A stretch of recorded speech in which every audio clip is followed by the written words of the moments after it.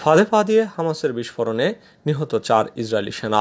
ফিলিস্তিনের গাজার দক্ষিণ অঞ্চলে রাফায় বোমা বিস্ফোরণে 4 ইসরায়েলি সেনা নিহত হয়েছেন। এই ঘটনায় আরও 7 সেনা আহত হয়েছেন, তাদের মধ্যে 5 জনের অবস্থা গুরুতর। মঙ্গলবার তাদের পরিচয় প্রকাশ করেছে ইসরায়েলি প্রতিরক্ষা বাহিনী।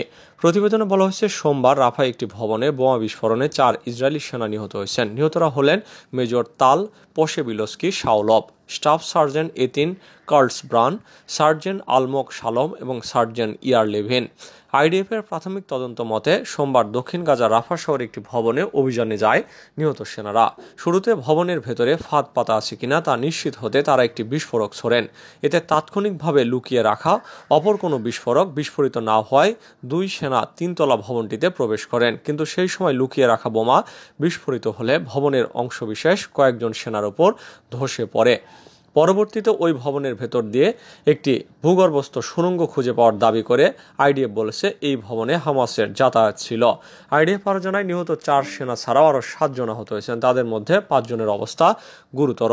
এ নিয়ে গাজায় হামাসের বিরুদ্ধে স্থল অভিযান শুরুর পর 299 সেনা হারাল ইসরায়েল। ইসরায়েলের গুপ্তচর নেটওয়ার্ক ধ্বংস করল ইয়েমেনের নিরাপত্তা বাহিনী আমেরিকা এবং ইহুদিবাদী ইসরায়েলের পক্ষে গুপ্তচর ভিত্তিতে জড়িত একটি বিশাল নেটওয়ার্ক ধ্বংস করে দিয়েছে। ইয়েমেনের নিরাপত্তা গোয়েন্দা বিভাগের প্রধান মেজর জেনারেল আব্দুল হাকিম হাশেম আল খাইওয়ানি সোমবার এই তথ্য জানিয়েছেন। ইসরায়েলি গণহত্যার শিকার গাজাবাসীর প্রতি সংহতি জানিয়ে ইয়েমেন যখন বিস্তীর্ণ জলরাশিতে সামরিক অভিযান চালাচ্ছে, তখন গুপ্তচর ভিত্তিক নেটওয়ার্ক ধ্বংস করার এই খবর প্রকাশিত হলো।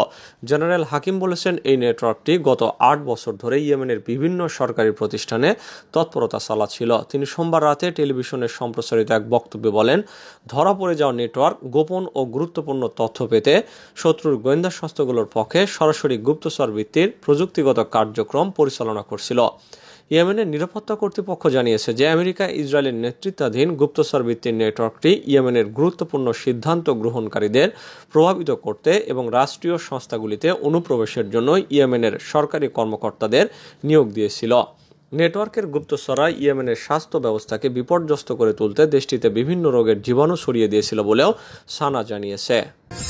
মন্ত্রিত্ব না পাওয়ায় মোদীর জোট সঙ্গীদের ক্ষোভ। জোটের উপর ভর করে ক্ষমতায় এসেছেন ভারতের প্রধানমন্ত্রী নরেন্দ্র মোদী, তবে জোট সামলাতে শুরু থেকেই বেশ চাপে আছেন এই বিজেপি নেতা।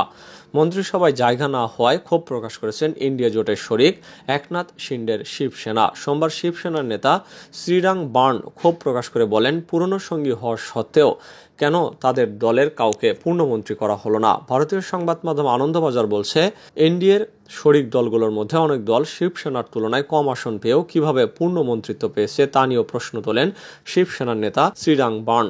প্রসঙ্গত, শিবসেনার প্রতাপ রাও যাদব রোববার প্রতিমন্ত্রী হিসেবে শপথ নিয়েছেন। এই দলের পক্ষ থেকে আর কারো মন্ত্রিসভায় ঠাঁই হয়নি। শিবসেনার নেতা বলেন, চিরাগ পাসওয়ানের 5 জন সাংসদ রয়েছে, জিতন রাম মাঝি একাই সাংসদ, জেডিএস এর মাত্র 2 জন সাংসদ নির্বাচিত হয়েছেন। তা সত্ত্বেও দলগুলো একটি করে পূর্ণমন্ত্রীর পদ পেয়েছে।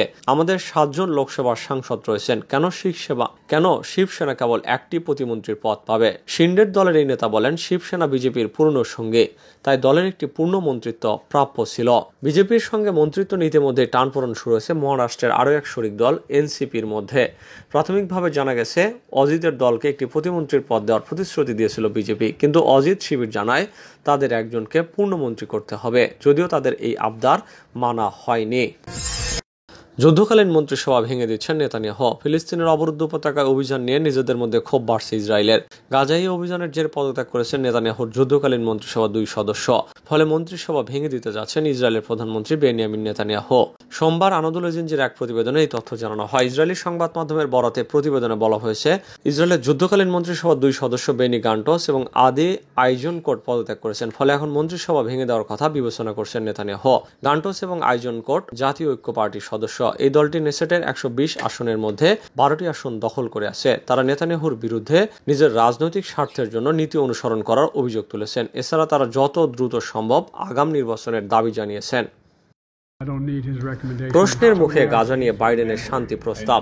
জাতিসংঘের অনুমোদনের পর বাইডেন প্রশাসন গাজায় শান্তি পরিকল্পনা কার্যকর করতে পারে কিনা সে বিষয়ে অনিশ্চয়তা রয়েছে। হামাস প্রস্তাবকে স্বাগত জানালেও যুদ্ধের স্থায়ী সমাপ্তি দাবি করছে।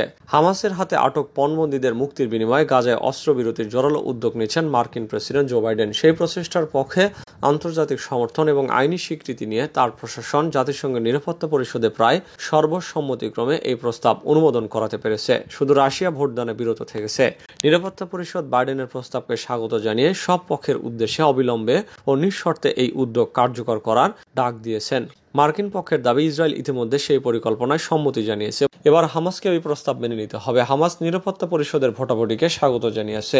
মধ্যস্থতাকারীদের সঙ্গে আলোচনার মাধ্যমে সেই পরিকল্পনা কার্যকর করার সদিচ্ছা প্রকাশ করেছে গোষ্ঠীটি।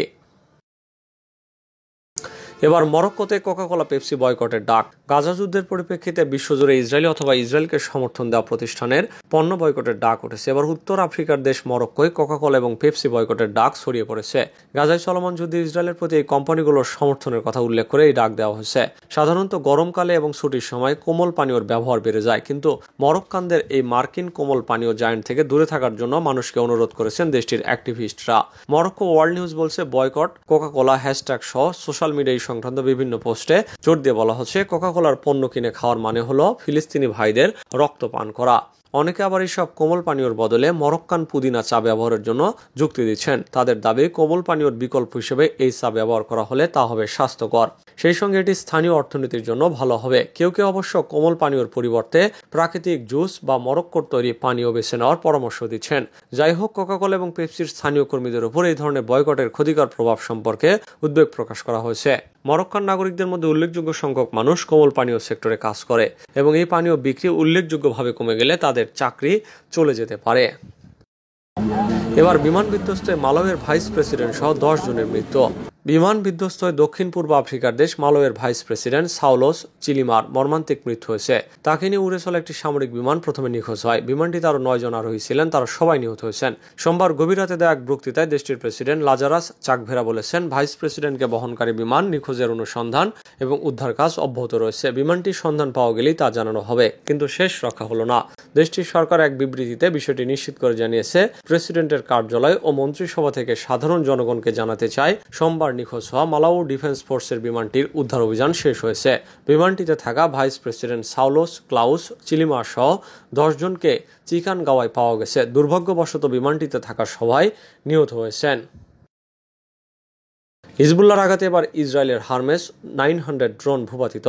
দক্ষিণ লেবাননের আকাশসীমায় অনুপ্রবেশকারী ইহুদিবাদী ইসরায়েলের একটি অত্যাধুনিক ড্রোন গুলি করে ভূপাতিত করেছে লেবাননের ইসলামী প্রতিরোধ আন্দোলন। সংগঠনটি এক বিবৃতিতে বলেছে, তাদের যোদ্ধারা আকাশ প্রতিরক্ষা ব্যবস্থা ব্যবহার করে ইসরায়েলের একটি হারমেস 900 ড্রোন গুলি করে ভূপাতিত করেছে। ড্রোনটি লেবাননে হামলার জন্য ক্ষেপণাস্ত্র বহন করছিল বলেও জানানো হয়।